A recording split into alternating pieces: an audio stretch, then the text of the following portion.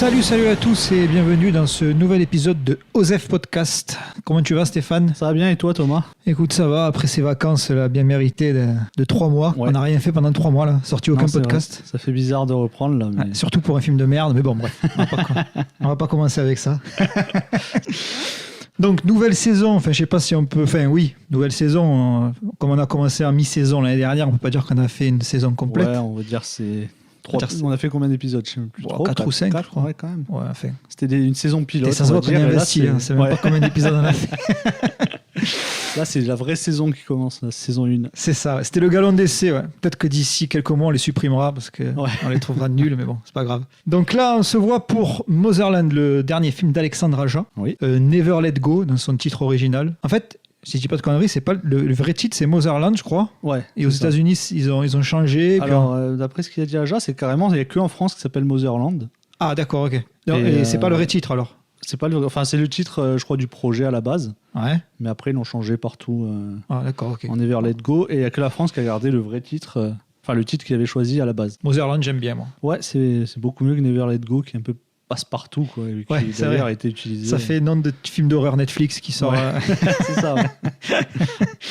Est-ce que tu as aimé, toi, déjà? Ouais, moi j'ai bien aimé. Ouais. On va rentrer dans le détail. Bien aimé. Je pense que tu as un peu plus aimé que moi. Ouais. Moi, j'ai trouvé ça sympa, mais là, ça fait une semaine qu'on l'a vu, j'ai déjà oublié pas mal de trucs. Oui, mais je pense que là-dessus, je suis d'accord. Hein. C'est pas un film qui m'a fait me réveiller en pleine nuit, quoi. Ouais. C'est ce qu'on s'était dit quand on est sorti de. C'est un film fort sympathique. Je pense que je conseille de le voir. Mais après, voilà, c'est pas.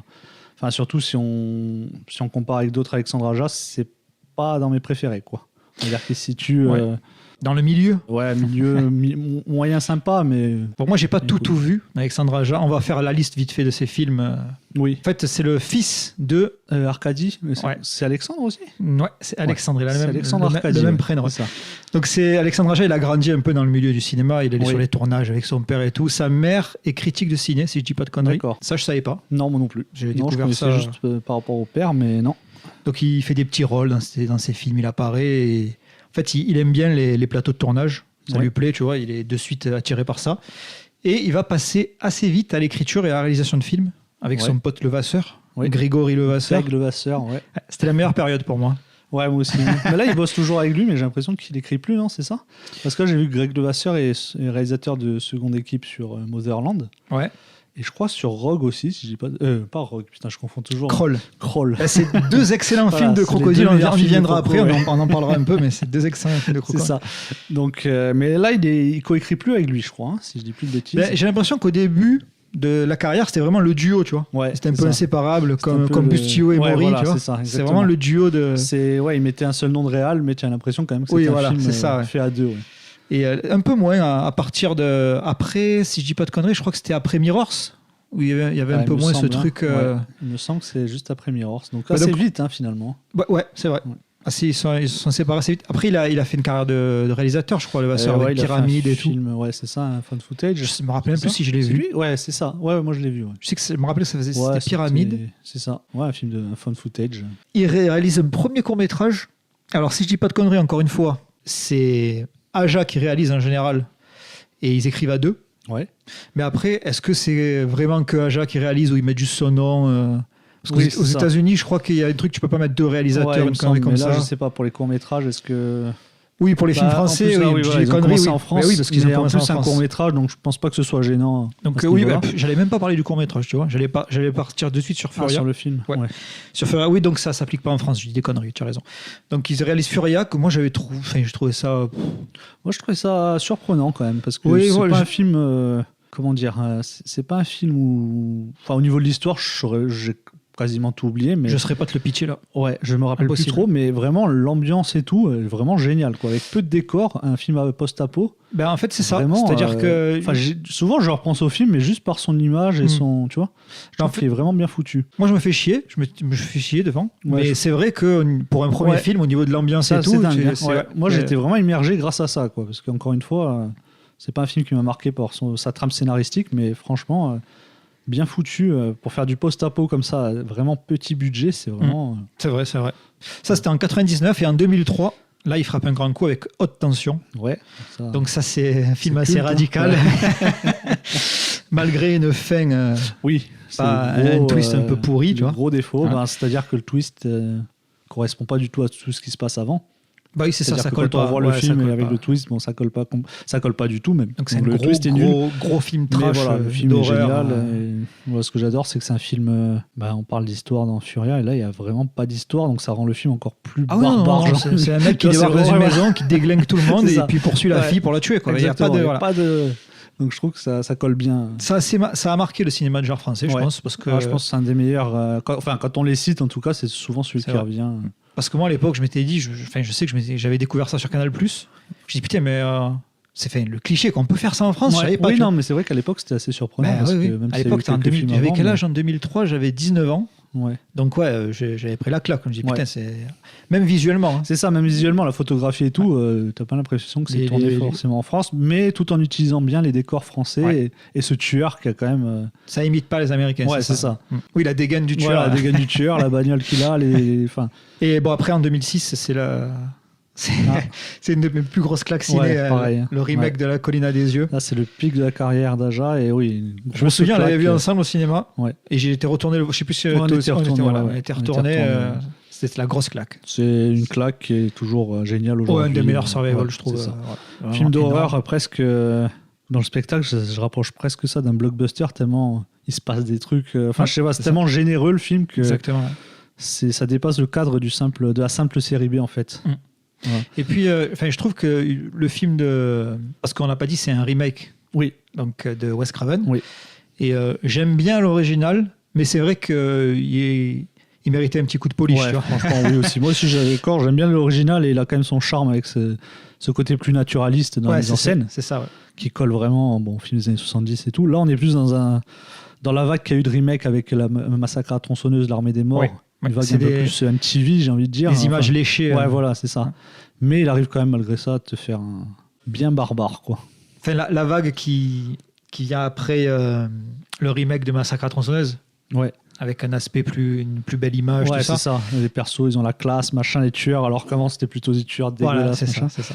Alors, j'ai rien contre ça, quand c'est bien fait. Comme moi j'adore cette vague-là. Mais celui-là, je trouve qu'il est entre les deux, on va dire.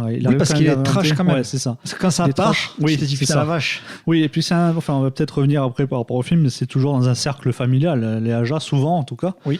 Et là, c'est quand même glauque d'avoir, dans Massacre à tronçonneuse avec Jessica Alba, c'est des jeunes, machin. Jessica Biel. Jessica Biel, putain, mais décidément, je confonds tout le monde, moi. Rogue, machin. C'est, comment dire... c'est des jeunes cons, on a envie de dire, en étant gentils, donc c'est moins glauque. Là, c'est une famille, les enfants voient leurs parents crever et tout, c'est une façon très violente. Les viols. Je trouve que... Ouais, voilà. En fait, je trouve que ce truc-là, par rapport aux autres films de la vague... C'est plus glauque, oui. C'est plus glauque d'avoir un cadre familial comme ça, où les gens sont tués, que juste des jeunes potes qui vont faire la fête et qui sont butés, tu vois. Oui, après, ça fait partie du film, la critique... En fait, on l'avait aussi reproché ça. Ouais, tu fais une critique de la famille américaine alors que t'es pas américain, mais bon, on s'en fout de ça. Oui, c'est rigolo.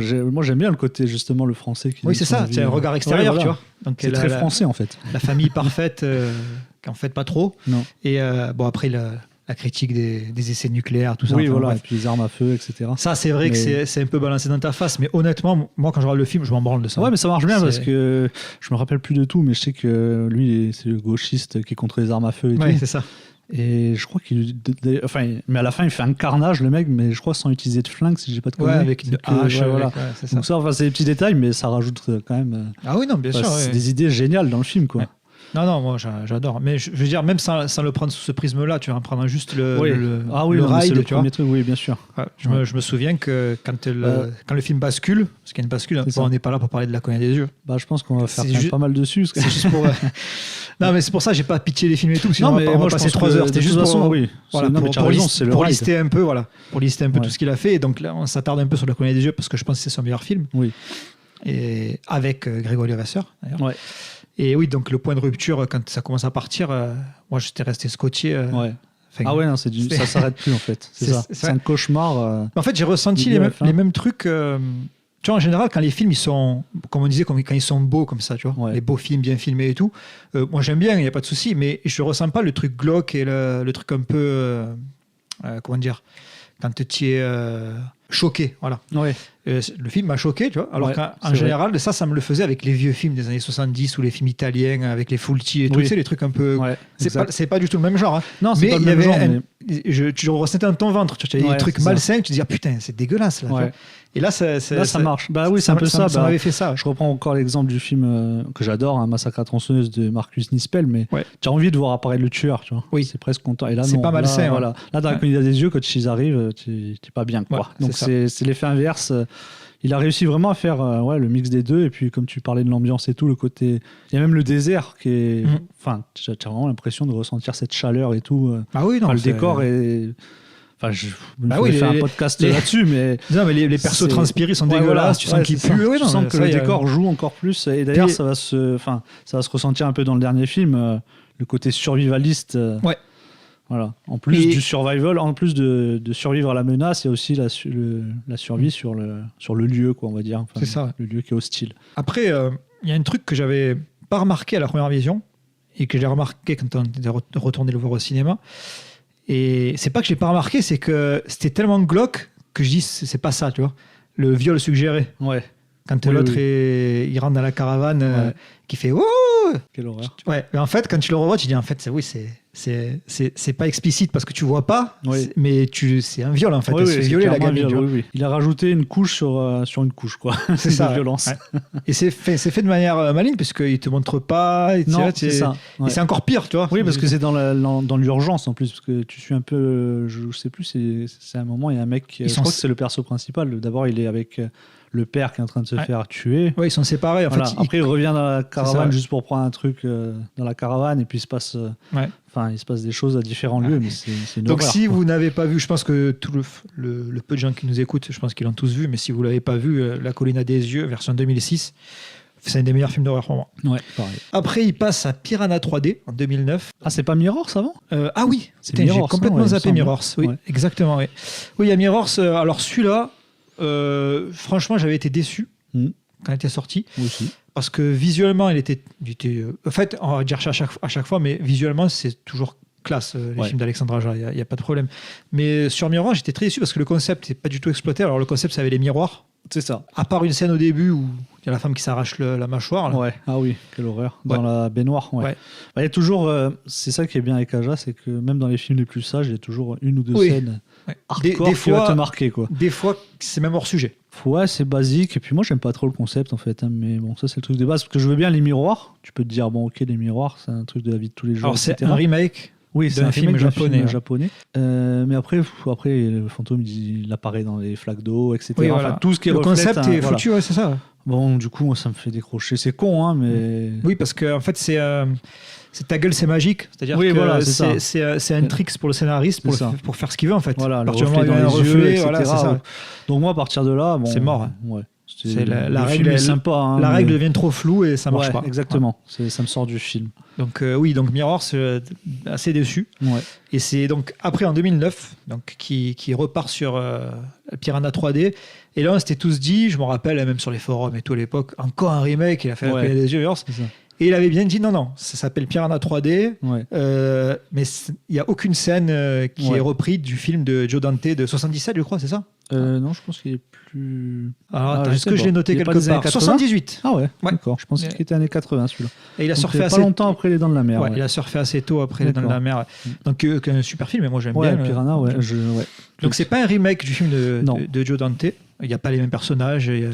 Bon, il y a une scène de carnage à la fin, mais bon, c'est comme tous les films du genre. Voilà. Donc, Piranha 3D, moi j'avais trouvé ça sympa. Ouais, cool. Bien cool. Et... j'avais trouvé ça sympa parce que, au-delà de la gaudriole, parce que c'est fun. C'est vraiment le film fun. Et là, il y a pas de. C'est rien à voir avec La Colline des yeux. C'est le point fort du film, c'est qu'il veut faire un film fun, mais il va tellement loin. C'est pendant le. Spring Break. Le Spring Break, voilà. Et en gros, il y a des piranhas préhistoriques qui se libèrent après un séisme et ils arrivent au Spring Break. Et pendant tout le film, ils te teasent le Spring Break et avec des ados détestables. Tu as juste une envie.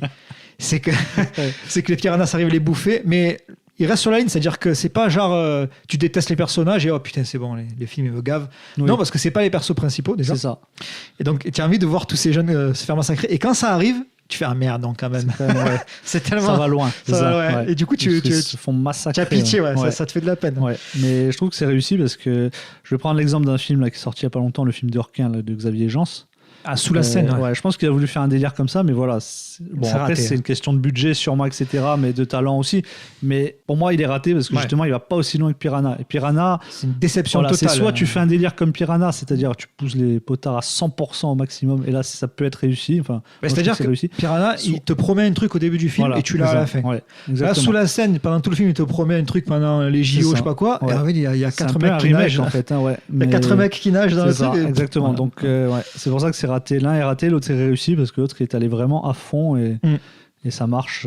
Enfin, je sais plus combien de litres de sang ils ont balancé. C'était une catastrophe. Et c'est trop bien parce que Aja, il arrive à faire. Il cherche pas. Enfin, Mirrors, je vais pas dire c'est un film presque plus sage en fait, Mirrors, que La colline à des yeux. Oui. Et là, il a pas hésité à. Mais en fait, on parle toujours film maturité, de conneries comme ça. Et là, il s'en fout, tu vois. Là, il se dit bon, il a rien à foutre. S'il peut changer d'un film à l'autre sans se. Il avait tenté de faire un truc à ambiance, tu vois, la Silent Hill et tout. Ouais, exact. Non, ça n'avait pas marché, je trouve. Bon, bref. Donc, je trouvais ça cool qu'il revienne à un truc encore plus taré que ce qu'il a fait avant. Donc moi, j'avais trouvé ça. Je l'ai vu qu'une fois, Piranha 3D. J'en garde un super souvenir au cinéma. Il faudrait que je le revoie. Mais il était cool. Après, à côté de ça, je sais pas si on va peut-être passer vite fait sur ça, mais ils écrivent P2 avec le Vasseur, je l'ai pas vu, celui-là. Deuxième sous-sol. C'est deux deuxième sous-sol. Oui. Je l'avais vu. C'est pas nul, mais c'est genre, tu le vois, tu l'oublies, quoi. Ouais. Mais c'est pas nul, ça va, ça passe, mais bon, voilà. Par contre, ils font Maniac. Ah oui, exact. Du même réal, d'ailleurs. Ouais. Calfon. Franck Calfoun, je crois. Ouais, me semble. Ouais. Franck Calfoun. Ouais. Et bon, bref. Donc, Maniac, c'est eux qui l'écrivent ou alors, oui, Maniac, Aja, il était très impliqué. J'avais vu une interview où il expliquait qu'il était très impliqué. Et franchement, c'est presque une coréale, je pense. Parce que j'ai l'impression que c'est un film d'Alexandre Aja. Quand tu regardes, c'est vraiment. Et il avait dit qu'il était très impliqué, qu'il était à fond sur le projet. Et encore un remake d'ailleurs. Voilà, encore un remake. Et je pense, alors c'est moi qui suppute, ça se trouve je dis n'importe quoi, mais je pense qu'il n'a pas voulu le réaliser parce que justement il ne voulait pas encore qu'on le mette sur le truc remake. Alors que le film ça ressemble vraiment. 4, c'est vrai que Mirrors aussi, je suis bête, ça fait 4 remakes d'affilée. Donc Maniac, moi ça partait perdant à mort, parce que l'original j'aime trop, de William Lustig, pour moi c'est un chef-d'œuvre de glauquerie. Parce qu'il tient sur la réale. L'acteur, c'est ça le truc. Exactement. C'est que sur Joe Spinell, le film est assez basique, mais là, les yeux de Joe Spinell, quoi. Et le New York des années 80. Tu montres ça à un gamin de 7 ans, c'est bon, et traumatisé à vie. C'est ça. Avec le New York poisseux et tout. Quelle horreur. Donc Maniac, pareil, il n'y a pas de pitch, c'est un tueur. Tu plonges dans la psyché d'un tueur en série taré. Je sais plus, c'est Ed Gein, non, qui était comme ça, là, avec sa mère. Avec les mannequins, c'est ça. Ouais, voilà, les mannequins et puis sa mère qui lui parlait. Et là, ils prennent le contre-pied, en fait. C'est ça que j'ai trouvé cool. C'est-à-dire que le mec, il est pas du tout glauque, il est beau gosse et tout. Et moi, je sais pas si tu avais aimé, toi. Je l'avais pas trop sans plus, mais il faudrait que je le revoie parce qu'il a bien vieilli dans ma tête, en fait. Franchement, moi, je l'ai acheté en Blu-ray et je le regarde souvent. Hein. J'ai dû le voir 3-4 fois et je trouve qu'en termes de il va me plaire. En termes de film d'horreur pur, déjà, c'est super glauque. Oui. C'est vraiment malsain. Et en termes de remake aussi, il y a quand même des partis pris. Bon, après. Il y a des trucs un peu maladroits, genre le parti pris de filmer. Voilà. En fait, c'est un film presque un exercice de style. Oui, voilà, c'est ça. C'est un film qui part tout en vue subjective dans la tête du tueur. Comment on appelle ça déjà, merde? Subjective. POV. Vue subjective, c'est-à-dire que tu vois ce que voit le tueur. Ouais. Donc ça, parfois, c'est un peu gadget, mais franchement, il y a la scène où il se cache sous la voiture, où il coupe avec les rasoirs les tendons de la femme et tout. Enfin, c'est dégueulasse.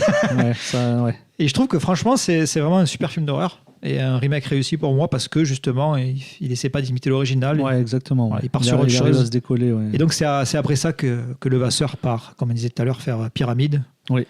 Que j'avais trouvé ça moyen, sans plus. Ouais, je crois que c'était vraiment nul, non? Franchement, j'en garde pas trop de souvenirs. Je préfère pas trop en parler parce que voilà, pareil, je garde pas trop de souvenirs. Donc voilà, Maniac, pour moi, c'est un peu comme Mon nom est personne pour Sergio Leone, tu vois. C'est pas son nom qui est réalisé, mais on dirait un film de Sergio Leone. Là, pour Maniac, c'est pareil, tu vois. Donc après, il part sur des trucs un peu osef, je trouve. Hein. Horns, la vie de David Drax, comment il s'appelle celui-là ? Les 9 vies de Louis Drax. La 9e vie de Louis Drax. Alors je ne l'ai pas vu. Donc, je ne l'ai pas t'en parler, donc je l'ai pas vu. Je ne l'ai pas vu. Et Horns, pareil, je vais avoir du mal à t'en parler parce que j'ai quasiment aucun souvenir. Et pareil, c'est-à-dire qu'il y a Harry Potter dedans. Ouais, c'est ça. C'est le diable, c'est ça, c'est pas un truc comme ça. Je sais plus. C'est tiré d'un bouquin du fils de Stephen King. Je crois qu'il s'appelle Joe Hill. Il me semble, mais apparemment c'est c'est plus dans l'esprit de ce mec-là, quoi. Ouais. Que du Aja, mais bon, après, je sais pas. Après, j'aime pas trop parler de films dont je me souviens pas trop. S'il y a des gens qui ont aimé, ils vont dire non, mais il dit n'importe quoi. Mais je sais qu'à l'époque, quand j'avais vu, j'avais trouvé justement, il y avait des fois des scènes gore hors sujet. Ouais. Là, tu te dis, il se fait chier sur le tournage. Allez, c'est bon. Allez, on met un peu du Aja, mais moi, ils m'ont ressenti que c'était un film sympa, moyen sympa, mais voilà, je pourrais pas te dire plus. Ouais, je vais vite passer dessus, parce que je voudrais pas dire de conneries. Je sais que Horns, j'avais trouvé ça bof. Oui, voilà, déception, quoi.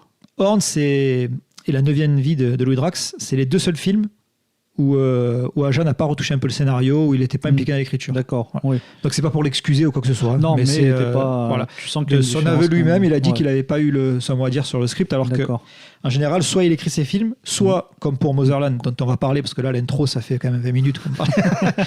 Motherland, c'était pas son scénar, mais il a quand même modifié tout ça. Voilà. Ouais. Bref, il s'est approprié. Il a retouché des choses, soit il s'approprie, soit il écrit ses films.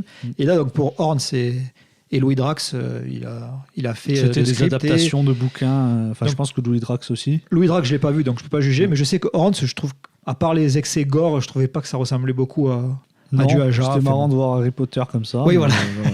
Mais sinon, enfin, lui était très bien dedans. Donc après ça, il revient avec Krolls. C'est Kroll ou Krolls? Je m'en rappelle plus. Kroll. C'est pas au pluriel. Non. Kroll, donc excellent film de crocodile que j'adore, moi. Je pense que là, on se rapproche un peu de La Colline au niveau qualité. On n'est pas loin de la réussite de La Colline à des yeux. C'est pas aussi définitif, on va dire. C'est ça, ouais. Mais je trouve qu'en termes de pure série B, c'est tout ce que j'aime, en fait. Ouais. C'est-à-dire que ça commence direct. Ouais. Les personnages, en général, quand on fait des séries B, on dit toujours « Ouais, mais les personnages, on s'en fout un peu. Oui. » Mais il faut quand même qu'il y ait un minimum. Ouais. Enfin, moi, je trouve que les meilleures séries B, c'est celle où tu aimes quand même un peu le personnage. Tu accroches, ouais, sinon, voilà. Et là, je trouve que c'est tout simple, la relation père-fille. Ouais. Voilà, donc c'est pas. Je voulais pas pitcher les films pour pas faire trop long, mais comme on va en parler 5 minutes, en gros, il y a une tempête qui fait déborder les rivières et il y a des crocodiles qui débarquent en ville. En gros, voilà, vite fait. Il y a une inondation. Voilà. En ville, c'est un lieu reculé, hein, c'est un espèce de lotissement là. Oui, c'est ça, c'est ça. Ouais. Et la fille qui appelle son père, l'héroïne, elle n'arrive pas à l'avoir au téléphone, du coup elle décide d'y aller pour voir ce qui se passe. Voilà. Et son père est coincé au sous-sol, parce qu'il est blessé, et il y a des crocodiles. Voilà. Et ils se retrouvent coincés dans le sous-sol et doivent s'échapper avec les crocodiles. Donc un pitch de série B le plus basique possible, sauf qu'il exploite tout. Ouais. C'est-à-dire qu'il exploite le lieu, toutes les idées que tu peux avoir, il les exploite. Voilà. Ouais. Et les crocodiles, ils sont géniaux. Voilà, les apparitions, à chaque fois, il y a des cadrages. Tu te dis, putain, mais ça, c'est trop bien. J'ai presque envie de mettre arrière au moment où ça. Oui, c'est tellement ça. Il arrive à. Enfin, l'enchaînement de plans et les apparitions des crocos et tout, c'est toujours en fait, trop bien foutu, quoi. Là où je te rejoins sur le fait qu'il revient un peu à La Colline, c'est que t'as ce cinéma généreux, c'est-à-dire que c'est pas comme Les Dents de la Mer où il cache le monstre, il le montre après. Ouais. Non, là, les montre direct, les crocodiles, il n'y a pas de vue subjective. Non, ça. Les crocodiles sont là. Pas de mise en scène dans la mise en scène. Oui, en fait. C'est ça. C'est ça qui est génial. Ouais. Et donc le film, pour moi, c'est vraiment un exemple parfait de super série B. Ouais. Et donc, après Kroll, il part sur Netflix, faire un film Netflix. J'avais oublié. Donc, je l'avais complètement oublié. Comme très souvent, les bons réalisateurs sur Netflix, c'est-à-dire qu'ils font des films qui sont pas nuls, pas bien, que tu oublies. Film mineur, voilà, c'est ça. À chaque fois. C'est-à-dire que c'est bien troussé, ça va, mais... Alors, je comprends. Là, c'est un exercice, donc c'est bien, d'un côté, tu vois. Donc, c'est une femme... Mais c'est qui l'actrice, déjà? C'est Mélanie Laurent. Mélanie Laurent, qui est coincée dans une espèce de truc...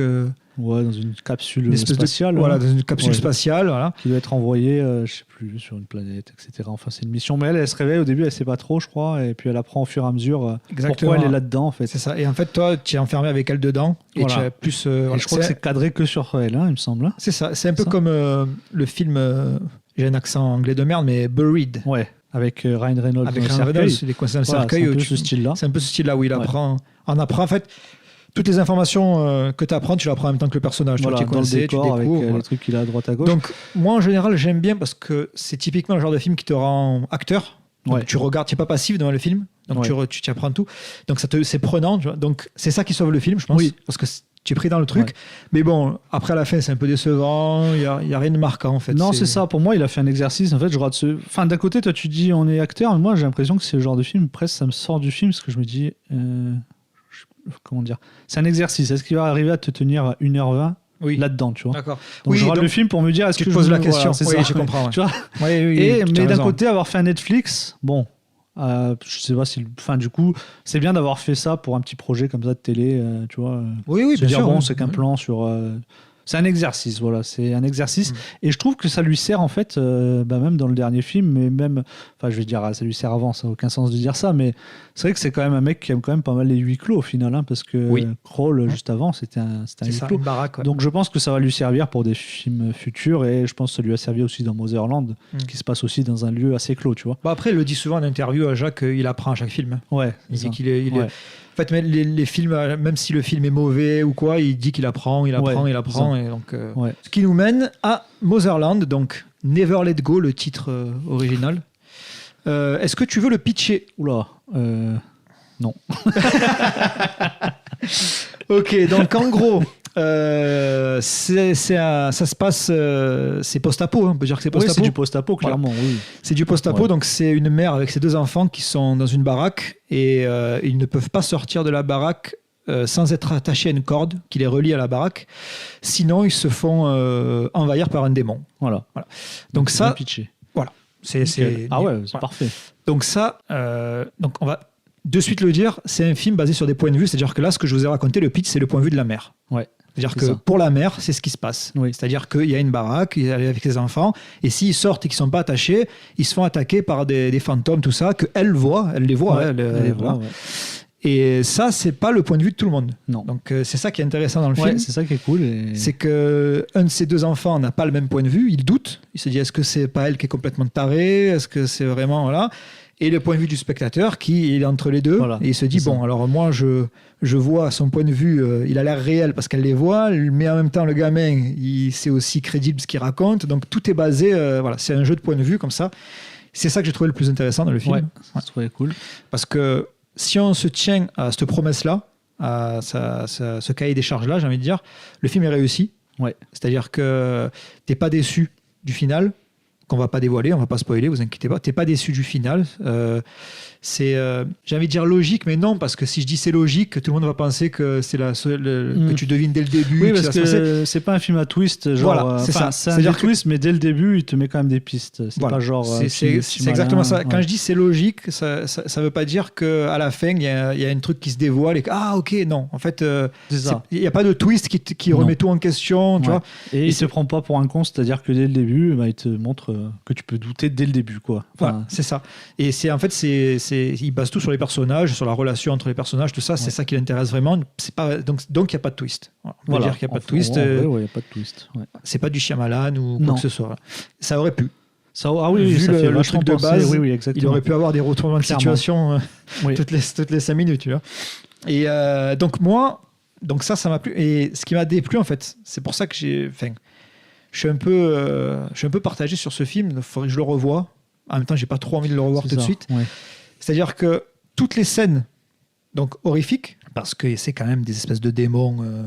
Je sais pas si c'est des démons, des fantômes. En tout cas, c'est du surnaturel. C'est du surnaturel, c'est ça. Et, parce que c'est sa famille qu'elle voit. Elle voit sa mère, elle voit son père, tout ça. Ça fait pas peur du tout. Moi, j'ai trouvé que toutes les scènes comme ça de tension, elles marchaient, mais pas du tout. Ouais, enfin, je trouve qu'elles marchent à certains moments, mais plus par la mise en scène. C'est-à-dire, il va te faire apparaître des trucs au premier plan. Pas des jumpscares, mais presque, tu vois. Donc, mais niveau mise en scène, c'est là où il est fort. Pour les cadrages, il n'y a pas de problème. C'est toujours te faire apparaître les trucs où il faut. Comme on disait pour Crawl, en fait, c'est des plans, des fois, tu as limite envie de suite de mettre arrière pour voir comment il a fait. Enfin, pour te dire, putain, mais ça, c'était trop bien comme effet, tu vois. Et ça commence comme ça, vraiment, dans ce style-là, où elle sort et tout, et puis tu as des apparitions. Donc, mais après, oui, en soi, ça fait pas peur, non. C'est vraiment du surnaturel, mais conte de fées. Bon, après, je dis ça, mais c'est voulu dans le film. Hein, parce que c'est un conte, oui, bien sûr. Large. C'est un conte, et c'est voulu dans le film, parce que d'ailleurs, elle raconte, même elle, Ali Berry raconte à ses enfants le conte de Grimm, là, de Hansel et Gretel. Donc, c'est vraiment... Voilà, c'est pas subtil du tout, quoi, on va dire, mais c'est comme ça que ça marche. Moi, ce qui me gâche un peu le film, c'est ça, c'est-à-dire que toute la partie relation avec les enfants où tu commences à douter, tu te dis attends, est-ce que là elle a vraiment vu, est-ce que le gamin il a raison, est-ce qu'il a tort, nanana. Tout ça, ça a réussi à me tenir en haleine jusqu'à la fin, qui fait que j'ai plutôt apprécié le film, j'ai pas trouvé ça nul, tu vois. Mais ce qui me manque, c'est des scènes comme, enfin pas comme, mais genre tu vois, La Colline des yeux, Piranha, c'est des scènes horrifiques où d'habitude il est super fort. Ouais. Crawl et tout, tu vois, même dans pas que des scènes de tension, des scènes d'action aussi, tu vois. Parce que là, bon, je spoil pas, mais vous vous en doutez qu'à un moment donné, ils vont être détachés. Sinon, bien à un moment donné, la corde, sinon, s'ils restent attachés pendant tout le film, ça marche pas, tu vois.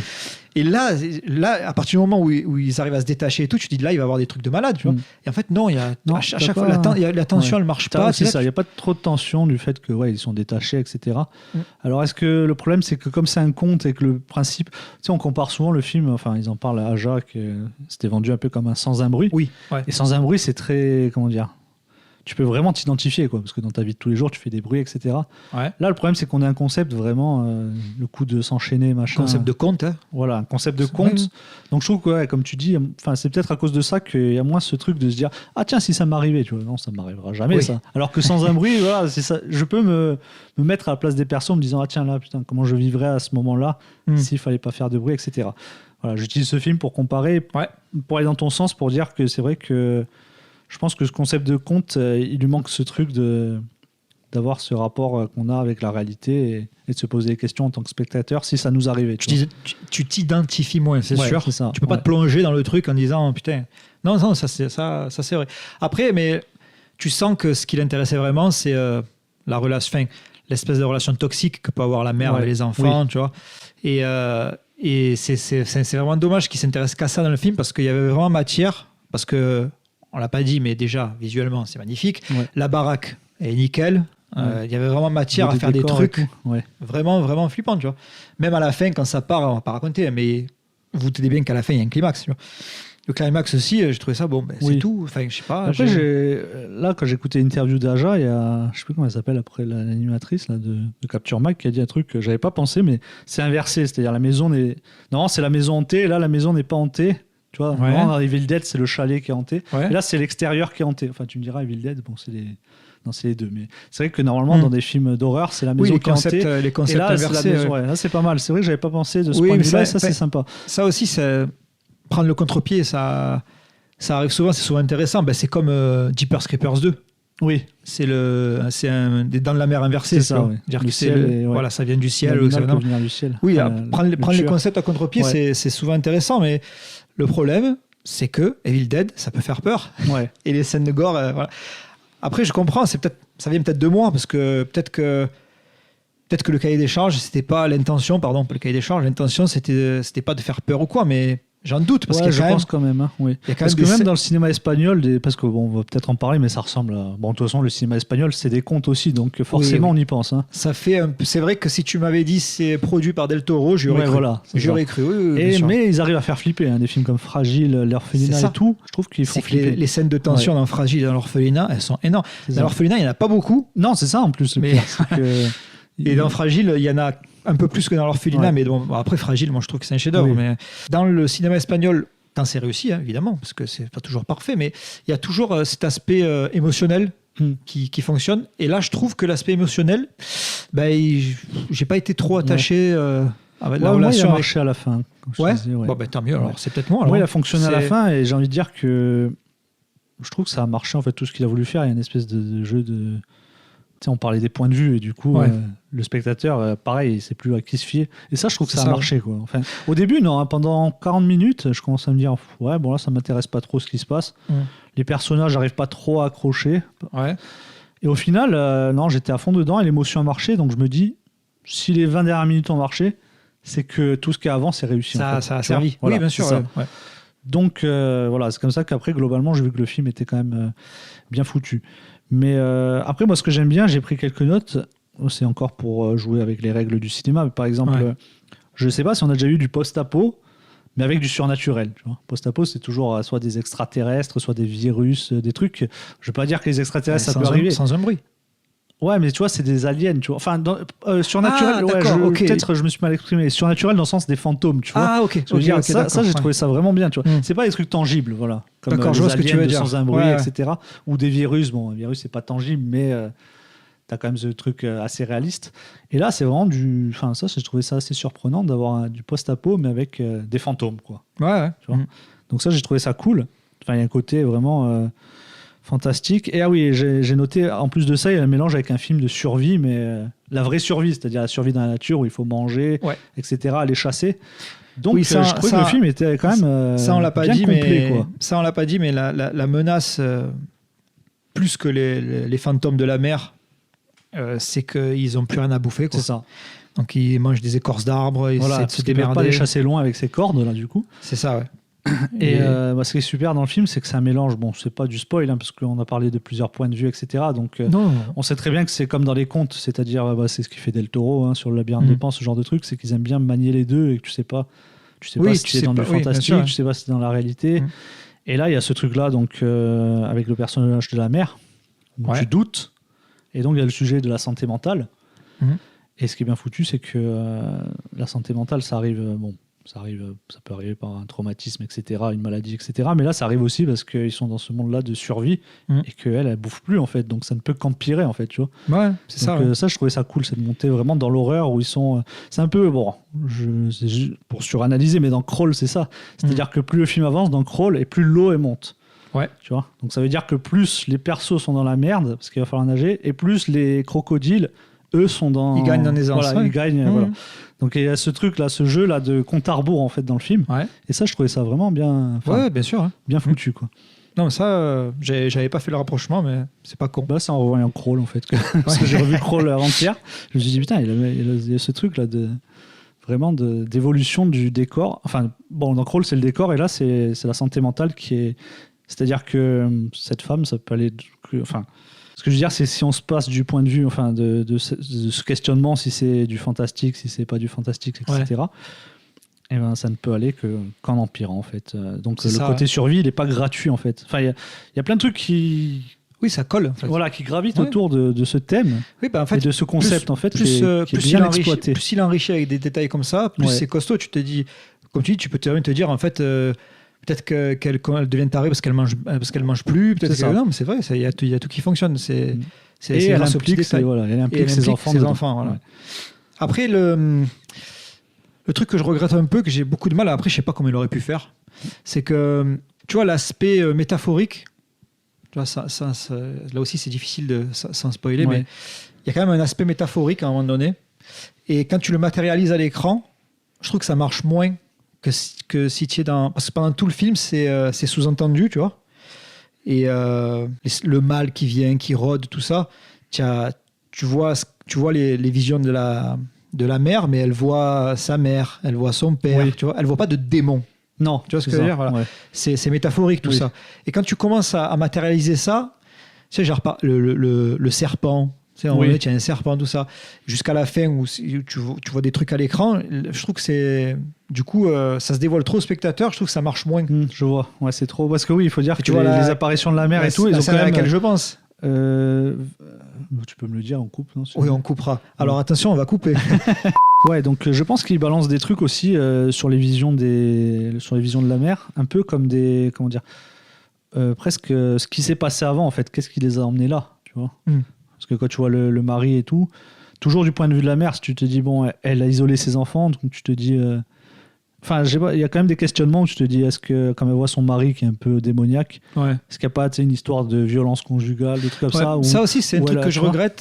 C'est-à-dire qu'il y a des pistes un peu lancées, mais au final, on ne saura rien de cette famille. Voilà, on ne saura rien, mais je pense que c'est là pour te faire douter, en fait, tu vois, pour te dire, oui, ok, si elle est là, c'est pour ci, c'est pour ça. Et pour te mettre peut-être sur des fausses pistes, justement, tu vois.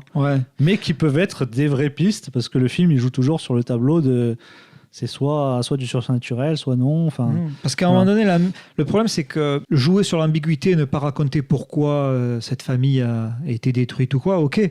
Mais genre, la mère, à un moment donné, elle dit tu comprends pas, c'est à cause de moi que le démon est là. Mais elle le dit frontalement. Du coup, tu te fais putain, alors il s'est passé un truc, on va savoir plus. Et on n'en saura jamais rien. C'est des trucs comme ça que je trouve un peu dommage. Mais après, ça a emmené, j'ai l'impression que c'est fait exprès. Enfin, il y a un côté.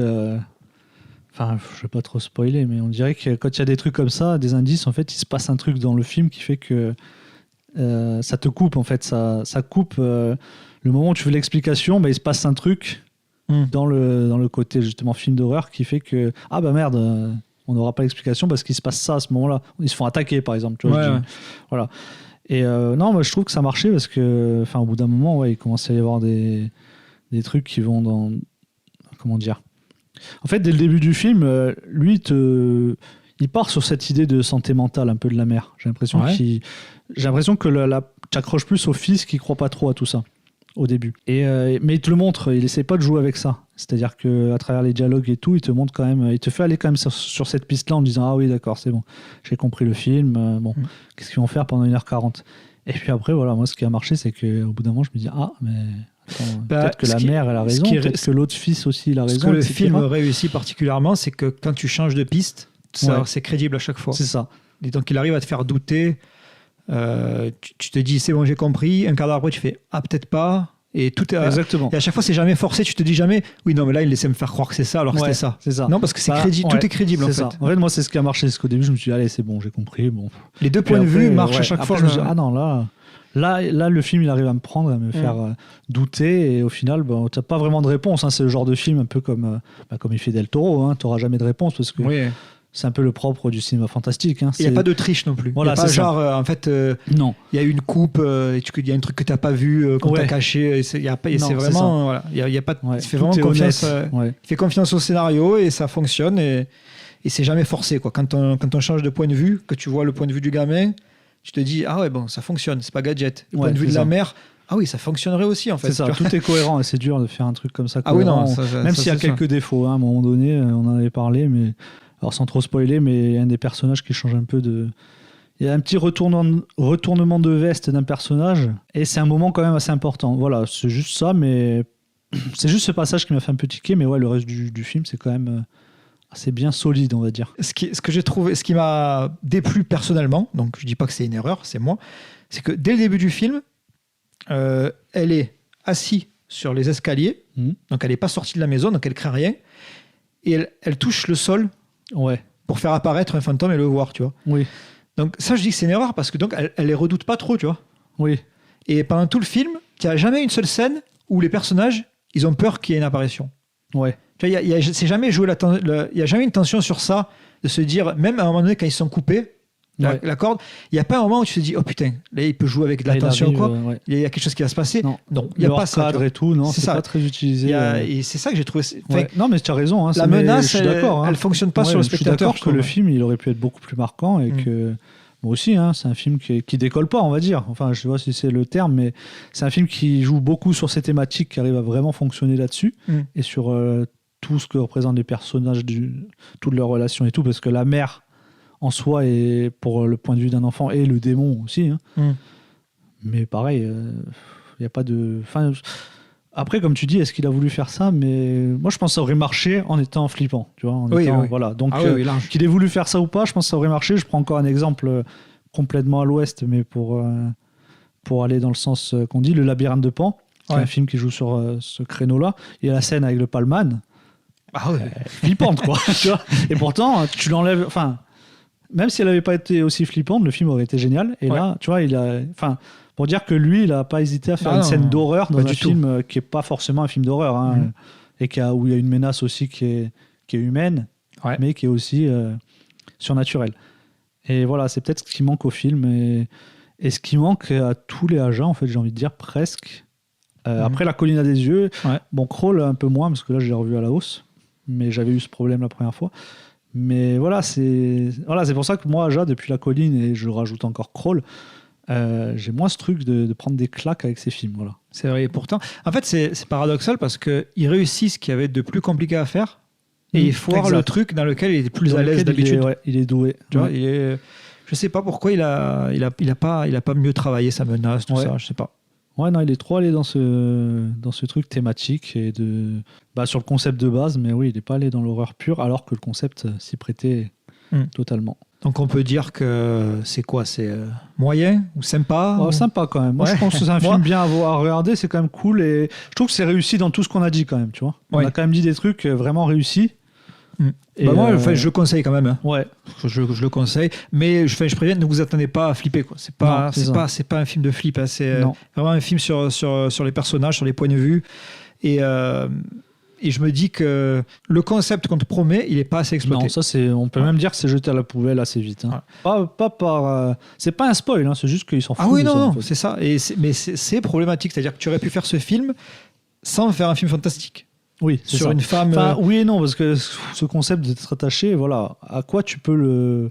Voilà, dans la réalité, je vois pas trop à quoi tu peux le rapporter en fait. Tu vois, si ça devait arriver en vrai, c'est ça le truc. Le concept de la corde, il est métaphorique, tu vois. Oui. Tu aurais pu le mettre, ça aurait pu se passer, ça aurait pu être un film français dans un appart avec des gamins, tu vois ce que je veux dire. Oui, voilà, mais ce que je veux dire, c'est que est-ce que ça aurait été intéressant de faire un film comme Sans un bruit, juste avec ce concept de la corde? Je sais pas, parce que encore une fois, moi, je trouve que ça manque de ce principe-là. Enfin, je vais presque dire, il est con-con, quoi. Dans la réalité, il y a rien qui se rapporte à. Il y a rien qui me fait identifier à ce problème-là dans la réalité. Donc, ouais, c'est très. En fait, il faut vraiment le prendre comme un conte de fées. Hein, y a pas de. Est-ce qu'on passe aux recommandations? Tu as des recommandations à faire? Ouais, j'ai 2 recos, moi. Allez, vas-y. Alors, en fait, je me suis dit que je vais recommander un truc de maintenant que j'ai vu. Non, je vais recommander des films qui ressemblent qui m'ont fait penser à Motherland. Donc, un qui est sorti cette année ou l'année dernière, je sais plus, c'est Sleep. J'ai pas vu. De Jason Yu. Tu as pas vu? Non. Donc, pareil, qui fait un parallèle entre la santé mentale. Bon, les 2 films que je vais citer, c'est ça. Hein. Donc, c'est un parallèle entre la santé mentale et le côté fantastique, etc. De quel point de vue on se place. Donc, Sleep, c'est-à-dire S-L-I-P ou comme dormir. S-L-E-E-P, comme dormir. Ouais. Donc, Jason Yu, donc film coréen sur le somnambulisme. Voilà, bon, le pitch, c'est ça. C'est un mec qui fait des crises de somnambulisme. Il est en couple avec une femme. Donc, il vit dans un tout petit appart et voilà, ça va engendrer des complications au fur et à mesure. Et les crises de somnambulisme vont être de plus en plus violentes.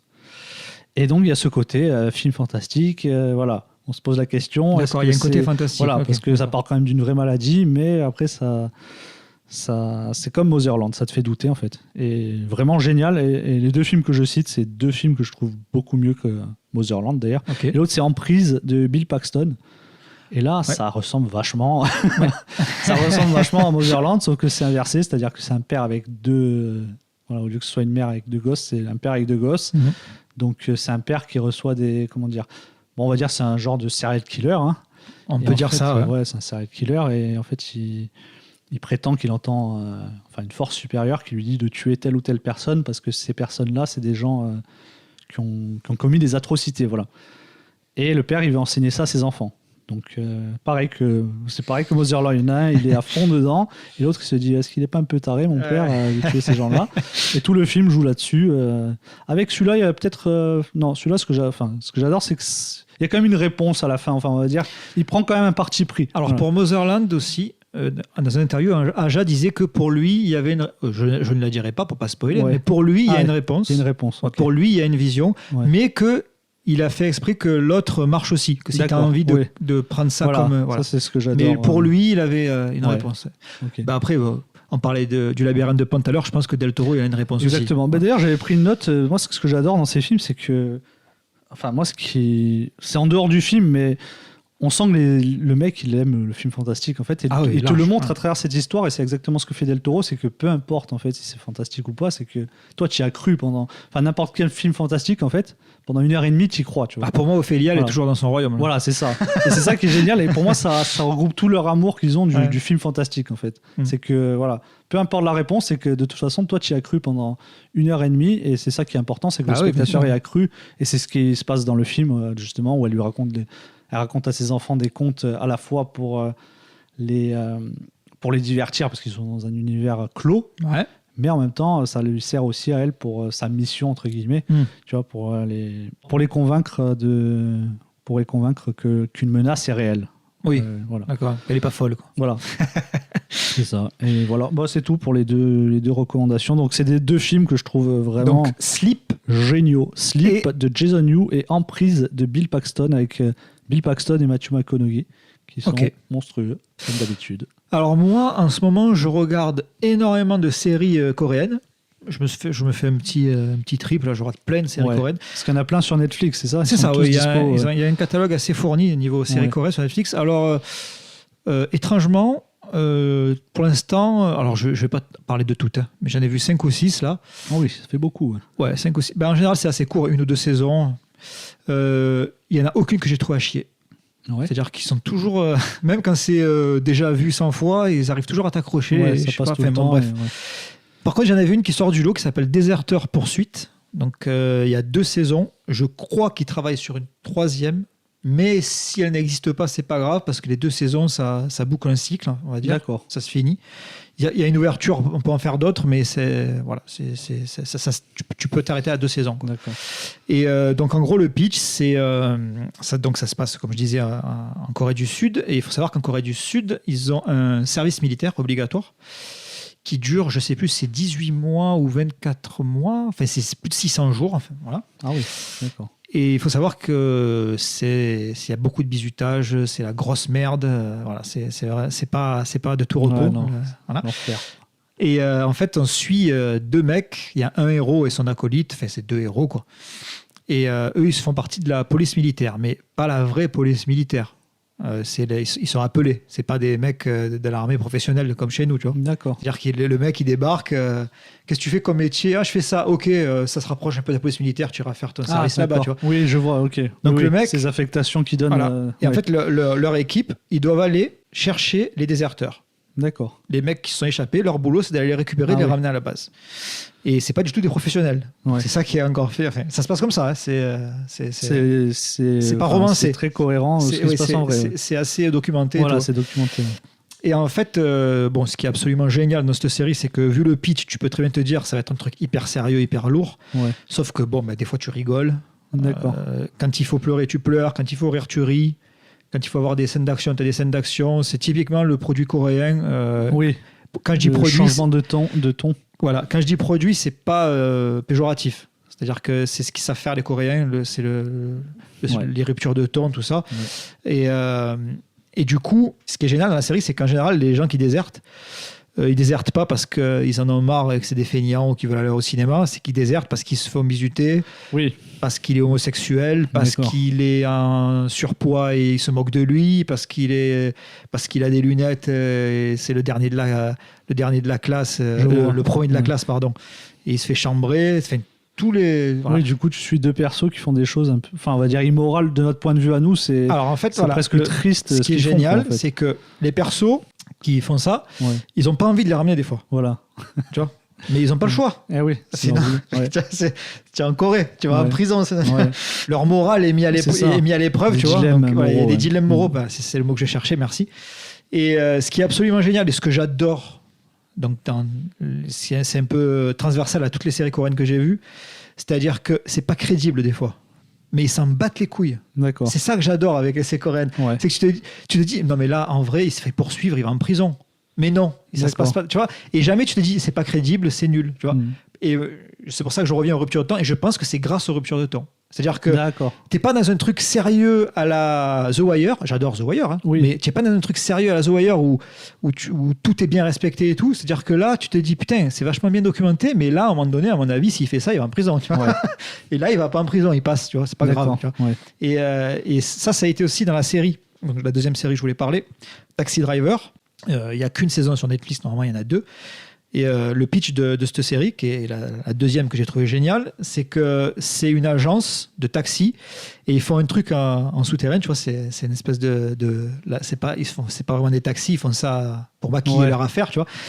Et en fait, comme un truc de shonen, c'est-à-dire que sous l'entreprise de taxi, il y a une espèce de grotte avec un autre taxi, tu vois, et avec des 2 mecs qui fabriquent un peu des trucs cool pour le taxi, tu vois, des gadgets. Ça mélange un peu de trucs de super-héros, de James Bond et tout. Et en fait, ça s'appelle le taxi driver, c'est-à-dire que quand tu veux te venger, quand tu as subi une injustice, que tu veux te venger, tu fais appel à eux et ils viennent t'aider. D'accord, mais venger, buter. Ils viennent te venger. Non, c'est pas des tueurs à gages. C'est pas des tueurs à gages. D'accord. Et là, pareil, il y a des trucs sérieux, c'est rupture de temps. À chaque fois, tu rigoles. Tu vois. Et parce que le mec, genre, à un moment donné, ça se passe dans un lycée, il se déguise en prof, tu vois. C'est des trucs un peu comme ça, tu vois. Trucs comme les mangas qu'on regardait quand on était gamin, tu vois. C'est vraiment typiquement un traitement animé. Sauf que c'est en live. C'est en live, ouais. Donc, d'ailleurs, j'ai pas vérifié, mais je serais pas étonné que c'est tiré d'un manga, peut-être. Ouais. Voilà. Possible. Et pareil, c'est génial. Et pareil, c'est des trucs, tu te dis, c'est pas crédible, mais tu t'en fous. C'est ça qui est génial. C'est divertissant. C'est pour ça que ça me plaît en ce moment. Je suis en plein dans ce truc parce que j'en ai marre des séries Il y en a plein que j'adore comme ça, mais trop sérieuses. Ou, tu vois, là, j'aime bien les trucs un peu over the top. Oui, tu vois. Ça fait penser aux films qu'on regarde avant. Enfin, oui, c'est ça. Dis, chez Shonen, mais aussi les films d'action. C'est ça, où tu te dis, c'est pas grave, c'est pas crédible. Les persos sont géniaux, il se passe des trucs cool. Voilà. Donc, si vous n'avez pas vu Taxi Driver et Desert Pursuit, franchement, vous pouvez y aller. Voilà. Ok. C'était mes 2 recos. J'espère que je t'ai pas été trop long. Ah non, nickel. Hein. Bah non, c'est très bien pour les recos. Parfait. Écoute, est-ce qu'on a parlé de tout? Tu veux rajouter quelque chose? Non, je pense que sur Motherland, on a tout dit. Hein. Je pense que c'est un film à voir, mais je ne vais pas le conseiller à se jeter dessus non plus. Voilà. Moi, je suis un peu embêté parce que j'ai toujours du mal à parler de films que j'ai pas trop. Je préfère parler des films que j'ai adorés, tu vois. Oui, c'est sûr. Mais, après, mais il y avait quand même des trucs à dire sur ce film. Je pense qu'il y a des trucs comme intéressants. Tant qu'on a vu, parce que moi aussi, c'est pas un film extraordinaire, mais on a vu qu'il y a des trucs intéressants que les gens peuvent adorer, quoi. Faut le dire aux quelques personnes qui nous écoutent. Si on va voir un film qu'on le trouve nul, on fera pas d'émission dessus. Ouais. Voilà, vraiment, si c'est un truc drôle. Faut vraiment nanar ou des trucs. Voilà, faut vraiment qu'il y ait des trucs à dire. Voilà, c'est ça. Ouais. Donc on fera pas de podcast sur Joker 2, c'est sûr. Bon, on s'arrête là. Ouais, c'est bon. Merci d'avoir écouté et à la prochaine. Allez, ciao. Ciao, ciao.